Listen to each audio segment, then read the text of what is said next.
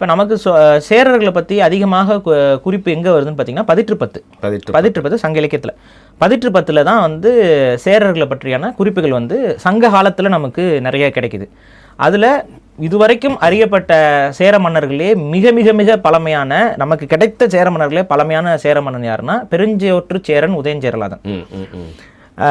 ஏன் வந்து பெருஞ்சோற்று சேரன் உதயஞ்சேரலாதன் வந்து பழமை அப்படின்னா, இவர் தான் மகாபாரத போரில் வந்து 2 தரப்புக்கும் சோறு போட்டவன் அப்படின்னு சொல்லி சங்க இலக்கியத்தில் பதிவாகுது. பாரபட்சம் 2 பேருக்கும் சாப்பாடு போட்டிருக்காப்ல. ஆமாம், 2 தரப்புக்கும் வந்துட்டு இவர் வந்து உணவு கொடுத்தாரு அப்படிங்கிற ஒரு குறிப்பு நமக்கு கிடைக்கிது. அப்போ அது போக நம்ம பதிற்றுப்பத்துலேயுமே முதன்மையான சேர மன்னனாக ஃபஸ்ட்டு அப்படிங்கிறதுல வந்துட்டு இவர் தான் இருக்கார். இவருடைய மகன் தான் வந்து இமயவர்மன் நெடுஞ்சேரலாதன். ஓகே, இமயம் வரைக்கும் போயிட்டு வந்தோம். இமயம் வரைக்கும் போய் படையெடுத்தவர் அப்படிங்கிறதுல அடிப்படையில் இமயவர்மன் நெடுஞ்சேரலாதன் அப்படின்ட்டு. இப்போ இவர் தான் ஃபஸ்ட்டு, அடுத்து அவரோட பையன், அப்புறம் இவர் வந்து இமயவர்மன் நெடுஞ்சேரலாதன் வந்து பார்த்தீங்கன்னா அவருக்கு 2 மனைவிகள். அவர் வந்து பார்த்தீங்கன்னா சோழ நாட்டு இளவரசி ஒரு பெண்ணை கல்யாணம் பண்ணுறாரு.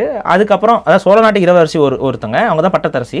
அது போக வந்துட்டு பழனி பக்கத்தில் இருக்கக்கூடிய ஆவியர்குடி அப்படின்னு சொல்லக்கூடிய அந்த மன்னனுடைய பேகன் இருக்காங்கல்ல, அவங்களுடைய வம்சத்திலிருந்து ஒரு பெண்ணை வந்து திருமணம் செய்கிறார்.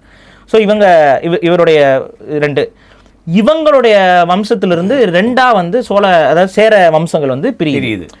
ஒன்று வந்து பார்த்தீங்கன்னா சேரர் அவருடைய மகன் அந்த சோழ இளவரசிக்கு பிறக்கக்கூடிய அந்த வழிவாரிசு, அப்புறம் இவங்களுக்கு அந்த பேகன் அவங்க ஆவியர் அவங்களுக்கு ஒரு வழிவாரிசு பிறக்குது. இப்போ சேரர்களில் வந்து நீங்கள் வந்து தலைநகரம் அப்படின்னு சொன்னால் வஞ்சி தான். எங்கெங்க இருக்குது? வஞ்சி வந்து அழிஞ்சிருச்சு. இன்றைக்கி வஞ்சி இங்கே இருந்துச்சு அங்கே இருந்துச்சுன்னு தான் நம்ம ஆய்வாளர்கள் வந்து ஒவ்வொரு இடத்தையும் சொல்கிறாங்களே ஒழிய வஞ்சி மாநகரம் எங்கே இருந்துச்சுங்கிறது இன்னும் வந்து ஒரு டிபேட்டபிளான ஒரு கொஸ்டின். பட் எப்படி ப்ரோ, இப்போ கேபிட்டல் வந்து பார்த்தீங்கன்னா தஞ்சாவூருக்கு முன்னாடி இருந்த கேபிட்டல் பற்றி கூட நம்மளுக்கு தெரியுது. அதே மாதிரி மதுரைக்கு முன்னாடி எங்கே இருந்த மதுரைக்கு கூட நம்மளுக்கு தெரியுது. பட் வஞ்சிங்கிறது எப்படி தெரியாமல் போச்சு? இப்போ இங்கே பாருங்க, தஞ்சைக்கு முன்னாடி வந்து உறையூரை வந்து சோழர்கள் வந்து கேபிட்டலாக வச்சுருந்தாங்க. உறையூர் இன்னைக்கு வேற எதுவும் இல்லை, இன்னைக்கு இருக்க திருச்சி இருக்குல்ல, அதுதான் உறையூர் தான். அந்த உறையூர் தான் திருச்சியா இன்னைக்கு மாறி இருக்கு. ஸோ அது வந்து இப்போ சோழர்களுடைய கேபிட்டல், அது வந்து அந்த தொடர்ச்சியில் அப்படியே இருக்கு. ஆனால் வஞ்சி மாநகரம் அழிஞ்சிருது. அந்த வஞ்சி மாநகரம் இன்னைக்கு வந்து அந்த வஞ்சிங்கிற பேர்ல ஊர் இல்லை.